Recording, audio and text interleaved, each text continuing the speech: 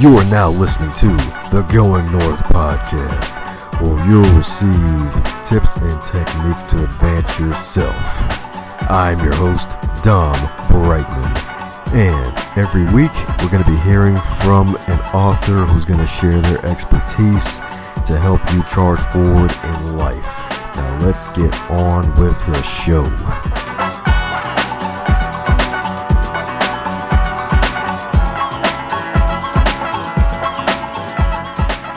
And today on the Going North podcast, we have one heck of an author for you for round 3 of the Going North podcast 1 year anniversary.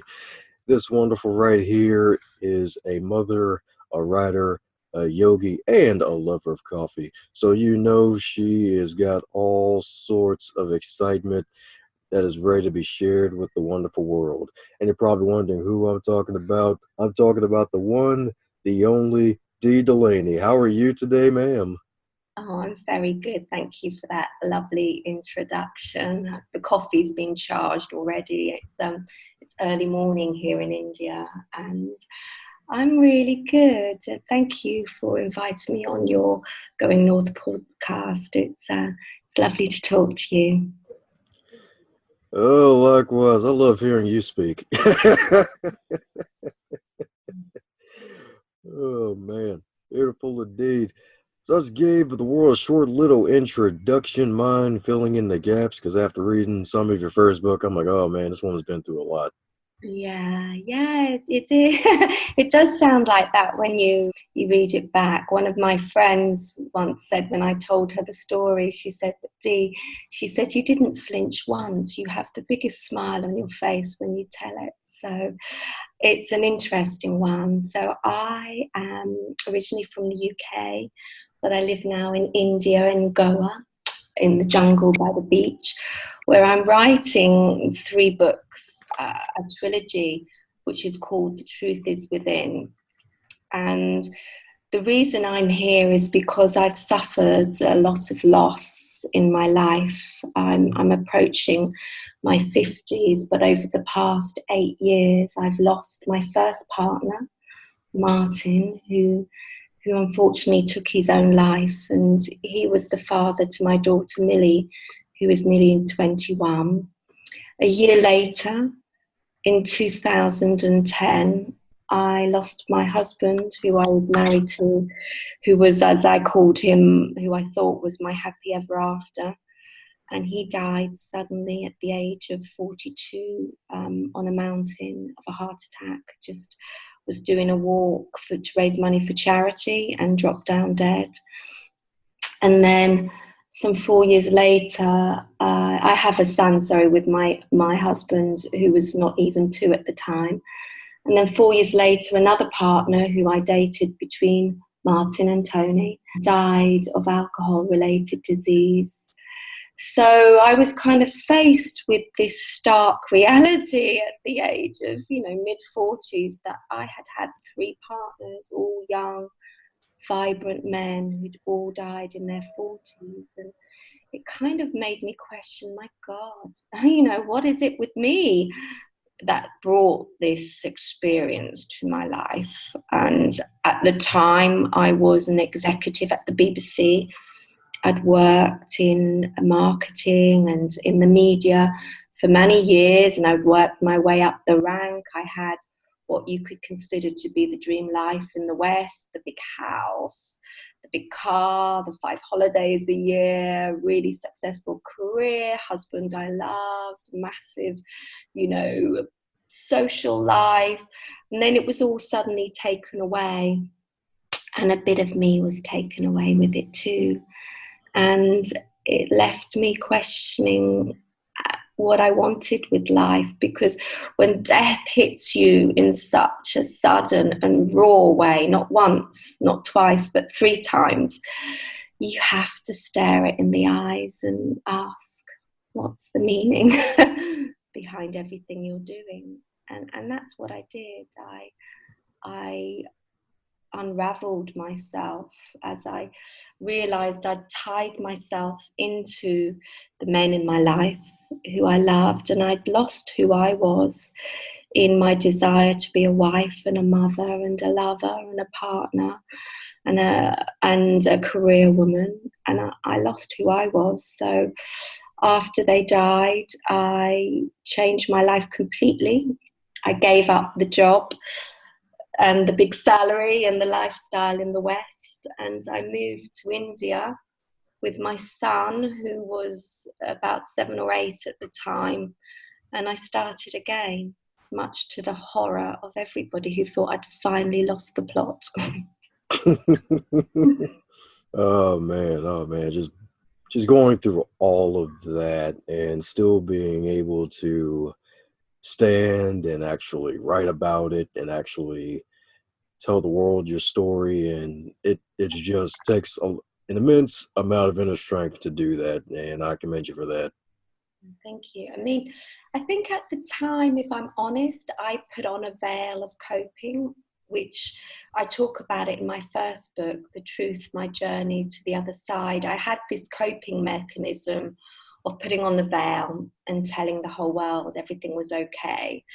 And that started from a young age, when I was raised to a father who wasn't very present, and I kind of filled in the role that he didn't take in our lives, and I became the good girl who supported mummy and did all the house chores, and I never really thought about myself. I just filled this role to be of service and to help her.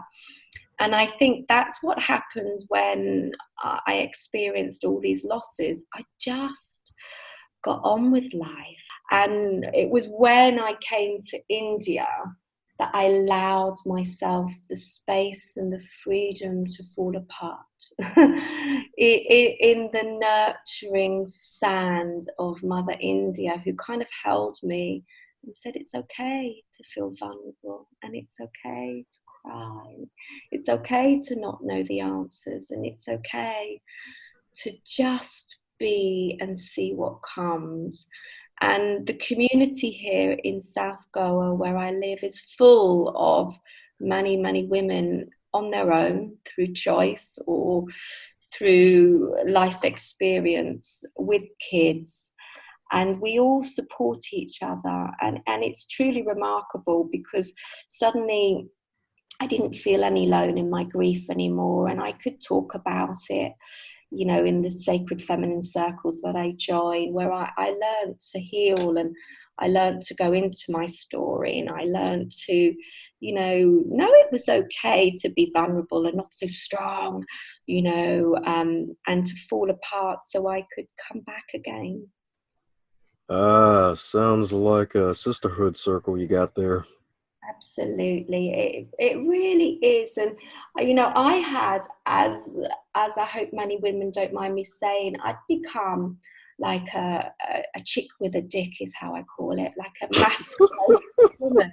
I know that sounds quite cruel, but it's so true. I think women, of my generation X, who grew up in the 60s, 70s and 80s, we became the feminist movement, and so strong and so powerful, in our masculine selves. But we've left, because we had to do things for ourselves, and we were given this line that we could do everything. We could be mothers, and we could be amazing wives and Michelin star chefs, and have these amazing careers and amazing, so we could do everything. We've been sold this story, we can do everything. But I think we leave part of ourselves behind. And in my own personal experience, I was pushing through life, and I was too strong, and I wasn't allowing this softness and this feminine energy to come through, which is what India taught me, and what death taught me, actually. I suddenly realized that there was a part of me that was very connected to the spirit world. Why these experiences of death came to me and followed me around. I wanted to deny that side of me, but she grabbed me screaming and kicking back to center, to look at the subject of death, which became the subject of my second book, The Truth is the Art of Being. And when I talk about my stories and my experiences, I realized that they came to me so that I could share them with others. The taboos around death and suicide and termination and turning off life support machines, and all these experiences that came to me that terrified me, absolutely terrified me. I had to go into them to heal my own wounds, but to share with others, which was what brought me to India. You know, I ended up traveling around India, spending time with the Tibetan lamas in northern India, learning about the science of death through the Tibetan Bardo. And eventually I went back to England and I trained to become a soul midwife, which is a friend to the dying. And I learned about the sacred act of anointing with oils and the actual process of death and dying, and the natural cycle we all go through of life, death and rebirth. Taught me so much about how to live. That's what death does. It teaches you the art of living. To be honest, I agree with you wholeheartedly on that, because there's just countless stories, especially in the self-help genre, of folks who are pronounced dead within a year if they don't change. And after they hear that news from their doctor, they do basically everything they want to do. They quit their job, they travel the world, they do all this stuff, then they end up extending their life far beyond the doctor's prediction, because they dropped all that weight that was just holding them down and would have brought them down for a very long time, at least in this lifetime. Yeah, absolutely. I mean, death, you know, the Tibetans say that death is all in the mind. It's all in the mind. And life is all in the mind. How we perceive ourselves in life and in death are one and the same thing. So if we can accept what we're given, suffering, every great teacher in that's ever walked this earth has told us that we have to look into the eyes of our own suffering and our own pain and learn from it. You know, and I think sometimes we fight the reality of what is. And once we accept, yes, life will flow in a cycle, in a swirl of ups and downs, goods and bads, you know, joy and pain, and we learn from that, then we find an acceptance of peace. But I think what happens often in the West is we're in deep denial of the down times and the suffering and the pain, and we don't find a way to find love in that, and we suppress it. And when we suppress it, we become frightened of it. And then it just rears its ugly head and knocks us for six, and we go in a spiral downwards. But what was really hilarious was the stories of your early travels in India, where you're just partying every day, Yeah, and then you yeah. sold your Walkman to a bunch of kids. Oh God. Well, Well, I I actually did. gave it away, actually, I think.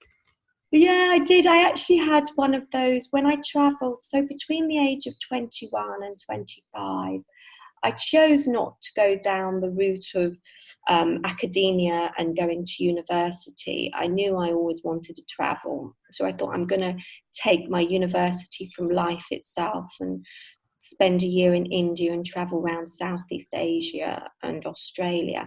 And I did the typical find myself in India route that everyone does. And I come, you know, all clean and squeaky as a Western girl, and kind of leave, you know, three stone lighter, you know, with dreadlocks and, you know, a hippie, and giving away all my possessions and just finding moments of absolute bliss in being, just living, just not doing, just being around people who taught me the essence of what it is to live moment to moment. That's what India gives me, because so many people have nothing other than their hearts and their love, and out of that nothing comes great friendship and joy and acceptance of life. I've never come across it anywhere else in the world. There just is this, this life that goes through them, because there is no holding on to future, because moment to moment they're just wondering where their next meal is coming from, and that keeps them very present in the moment. And it made me just appreciate everything that was coming to me. I didn't want all this stuff to fill my head. I just wanted to live and breathe and enjoy the experiences that came to me. Oh, there you go. So much enjoyment. So much enjoyment. It probably got spelled with an I-N because you got into a lot of stuff, right? Yeah, absolutely. But it was fun. It was the first time in my life that I stopped parenting everyone and I just gave to myself. That was the joy of travel for me. It was, when you travel, it's about you and you alone. It's about your experiences and your zest for life and your adventures and desire to learn from other cultures and other people who you meet along the way. And so often in life, in the West, we working 9 till 5 and then coming home to look after our families, and it's a constant do. Whereas when you travel, there's no plan. You just wake up, see what the day comes, what it brings, and you go with it. They call it going with the flow. You just allow yourself to be open to life herself, and then she brings you all these amazing mysteries that you or I can't possibly predict.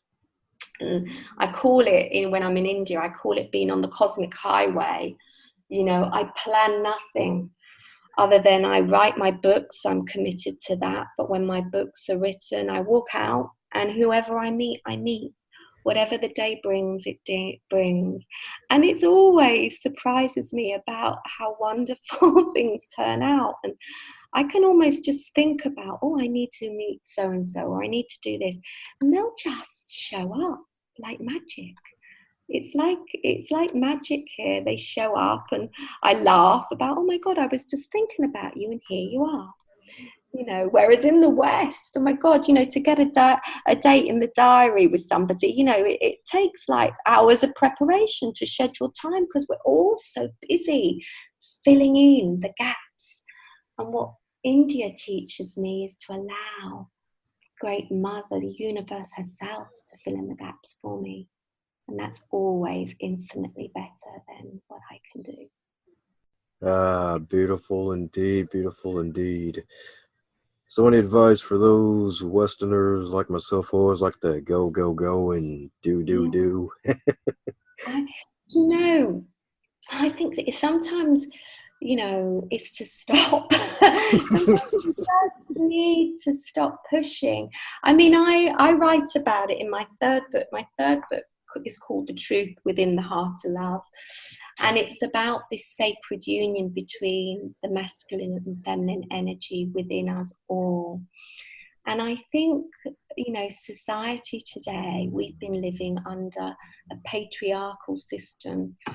And by that, I mean, it's patriarchy has got nothing to do with men and the suppression of women. It's to do with this system of control and submission. And it's to do with this system of pushing for things to happen, constantly looking and building, and consumerism and commercialization and go. And I think what the sacred union of the masculine and feminine within teaches us is to pull back from the pushing and the doing and the striving, which it causes us grief and is aggressive and pits one person up against the other in their desire to dominate. And it pulls us back into this middle path, which says, do less, and out of less will come more. Will come more love. Will come more acceptance of everyone. Will come more joy.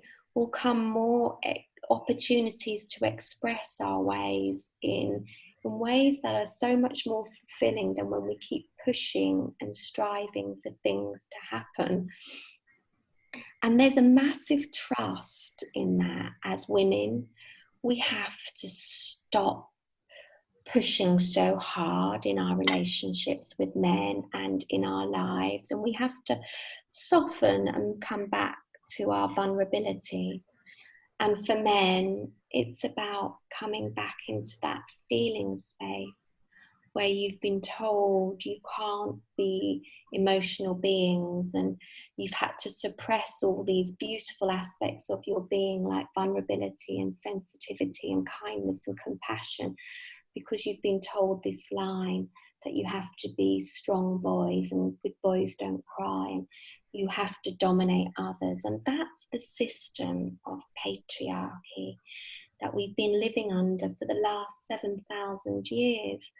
And it's caused us to pit one man against another, one woman against another, black against white, rich against poor. It's a system that divides us. And I think what I'm trying to do with my books and this third book is to say, we will be so much happier and we will restore peace to our world and ourselves if we unite these dual aspects of masculine and feminine within ourselves and find a path down the middle where we work together, for the peace and harmony of ourselves and the world. So I guess it kind of goes back to the chick with the dick thing. Yeah, it does, and the man with the heart, the chick with the dick and the man with the heart, it's true. Let's let go of those, those stereotypes about being too strong and about men not being vulnerable enough, and find some common ground in the middle, And I think there's a massive awakening by men and women that's saying there has to be another way, because what we're doing to ourselves, we're also doing to our planet. We're destroying our planet and our Mother Earth, and and she is a reflection of who we are. And you have to be blind to not see what's going on with the plastic in the oceans, and the submissions in the air, and that's a whole different story, that could go on another interview. And I'm not an expert in it, but I see and I feel it all around us, how, we're destroying our environment because we're unhappy inside too. So it's about finding inner peace and a way to live in a collective consciousness when we're working together as a whole. Beautiful indeed. And it's true, you're right with the awakening piece, because it's just a lot of stuff going on where you realize that tradition is not truth just because you've been doing something for so long, and you see the traditional patriarchy as one thing. It may not always be that. That may not be the best way. There can be a better way. Yeah, and I think it comes back to us simplifying life, to really questioning what it is we want. It's an individual choice, if you want to go out and build more stuff and have the big house, and there's nothing wrong with that, but it's about building it from the roots that are strong within.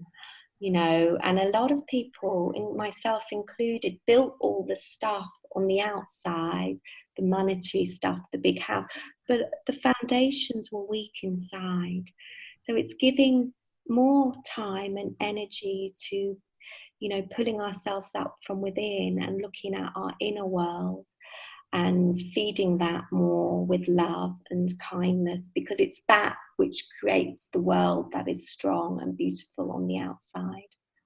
And we do that through, spiritual practice, through yoga, through meditation. There's a whole host of people, out there telling us, and giving us advice and guiding us in ways to do it. I mean, I think we need to find our own individual way, but we need to come at this healing from a place of love deep within. And I call my body of work The Truth Is Within, because within us all, deep down, we all know the truth. We all, if we could spend more and more time in quiet self-reflection, we'll find the answers that we're looking for.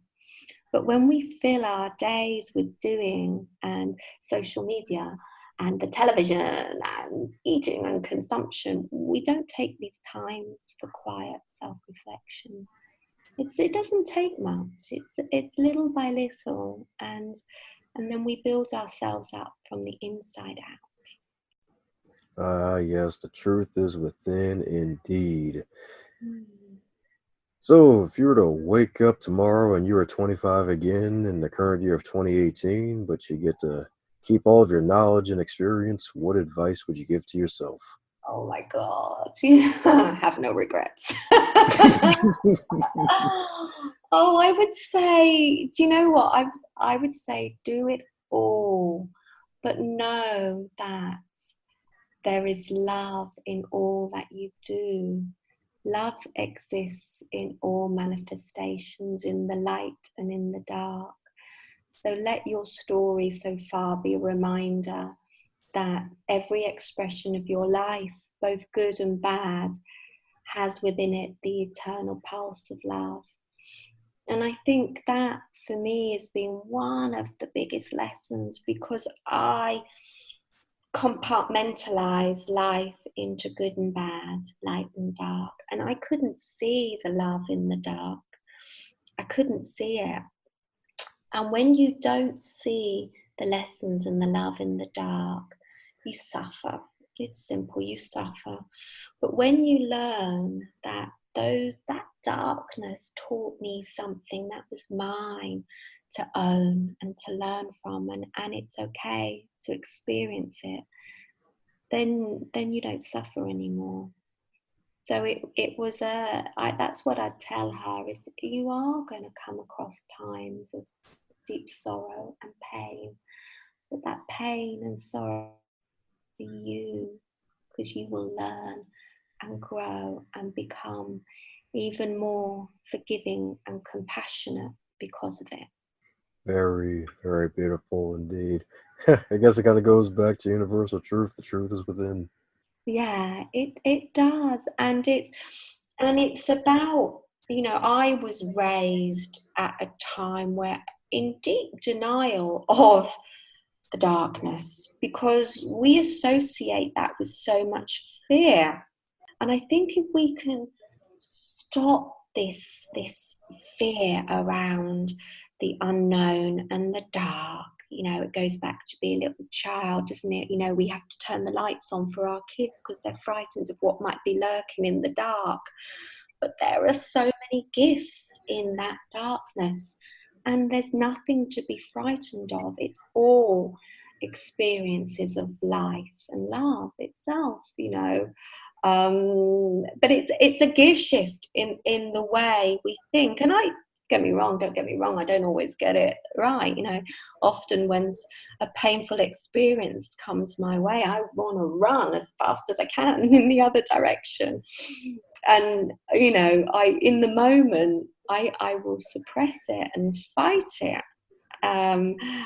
But those moments of suppressing and fighting and the hindsight are becoming closer together. And I think then the trick is if we can meet each moment as it is, then we don't feel this pain and suffering so much, and we meet each moment with acceptance, then life becomes a lot more peaceful. And peace is, I say peace, I talk about this in my first book. I say I'm not in the pursuit of happiness, because happiness has at the other side of it sadness, and both are to be honoured and respected. So peace for me is the path down the middle of light and dark, and it's the middle way, the path of balance, which is my new mantra now. It used to be I just need to let it go, which I fought with I used to, God, let it go. I used to go, oh my God, not that let it go in yoga. When the teacher would say, let it go, I'd go, oh, for God's sake, don't mention it again. I am letting it go. But now it's peace. I say, you know, I want to be on the pathway to peace, which is acceptance of both the good and the bad. Very true. Funny enough, that actually reminds me of well, one of my Sunday school teachers used to tell me a lot of times, and he used to say that to know peace, you must know war. And Yeah. yeah, It's absolutely, it's true. You must. They say the ones, you know, look at the example of Jesus. I mean, you know, he died on a cross, the most ultimate suffering. But it's a metaphor for that pathway for love and compassion and forgiveness. You know, he was the seed on the cross, which is the tree of life, and he gave his body for us so that we could, you know, he carved the way through the light, through peace. But yeah, you have to, and I don't know, my little heart sometimes go, well, maybe one day there'll become a time when we don't have to suffer. But then we wouldn't be living here on earth in the duality, what it is to be human. And that is, we have to experience all rainbows of emotions and feelings, and it goes from the one extreme to the other, you know. And if we just live in this expression of light, you know, we are not living as humans. And you know, the Buddha says, you know, before I was enlightened, I chop wood. After I was enlightened, I chop wood. You know, enlightenment just gives us the ability to accept what comes. He's still chopping the wood. That doesn't change. Life doesn't change when we hit these moments of bliss. What happens is we meet them with a new level of acceptance in our heart. amen to that indeed. So, for those who want to accept more of what you have to offer, how can we keep in contact with you? Well, my books, my first two books are available for sale on Amazon worldwide and Barnes and Nobles in paperback and Kindle. The Truth is Within is the kind of broad title. And then I'm on Instagram as at Dee Delaney 01. And the same ddelaney.co.uk on my website and on Facebook. So all the contact points that we love so much. Yeah, that's how you can get me. Woohoo! Well, there you have it, folks. The wonderful Double D herself, the wonderful Dee Delaney. Go on ahead and find your way over to Amazon and snag copies of both books, and be on the lookout for book number 3 to complete the trilogy. Yeah, book number 3, gosh, you know, that's kind of the most surprising book. You know, I was raised as a Roman Catholic, and to be writing about the goddess and the gods and Great Mother, and I end up finding my way to France and unveiling some of the secrets about the relationship between Jesus and Mary Magdalena. And oh my gosh, if there was no one on this earth who would think she would be writing a book about, you know, well, the story comes full circle with some of the things that have been hidden from us. I've done a lot of research about their lives. His life in particular from the age of 13 to 30, which is not talked about in the Bible at all, and where he went to India and to England and to Persia and Egypt, and trained in the mystery schools with the Magi and the Druids and the Brahmins and the Tibetan Buddhists, and it's an amazing story. So I hope to bring some of that to life through my own stories and through this mystery that's weaving its way through me and sending me on this little quest, shall we call it, for the truth, which I'll share with you in book 3. And I hope that will also be available winter this year. Oh, sweet. Got to get the marshmallows ready for that one, oh, buddy. I think I'll deserve a good lie down after that. It's been quite a journey to write these books and to release them, within such a short period of time. But that's what I'm about at the moment, and my focus is on writing, getting the word out there, and then really trust. I have to walk the talk then trusting that the universe will, I'm planting the seed, and then I really believe that the universe will give them wings and let them fly. So let's see where it takes us from there. Well, it Oh, brought me to you, and I am very grateful for you to hosting me and allowing me to talk about my book. So thank you, Dom. It's been a privilege. Thank you. oh, yes, man. It's been a privilege having you too. Be sure to do the audio version where you're reading it too. Yes, please. Yeah. Do you know, I'll let you into a little secret. I used to hate my voice. I grew up in very posh England where everybody talks rather deep, and I had this soft little high-pitched fairy voice. And when I worked at the BBC, everybody was very clipped tones and terribly, terribly. And I kind of stood out like a sore thumb. I was always the one outside looking in. But I did a recording some while back for my first book with a friend, and I listened to my voice again. And for the first time ever, I went, wow, I really like that voice. It was a real awakening, another moment to say, do you know what? No, it's not the same as everyone else that you grew up with, but it's yours, and it's yours to love. So I'm comfortable now speaking on all. Well, glad you are because we need more of that voice out there. Yeah, bless you. Thank you. Hey there, buddy. Looks like you made it to the end of this episode. Since you made it to the end of this episode, do both of us a favor and stop being greedy. Stop it right now and share this episode with your friends and your fellow podcast lovers, especially those who have book clubs and want to listen to the authors who write some amazing books. Be sure to check out the rest of the backlog too while you're at it and share all those too.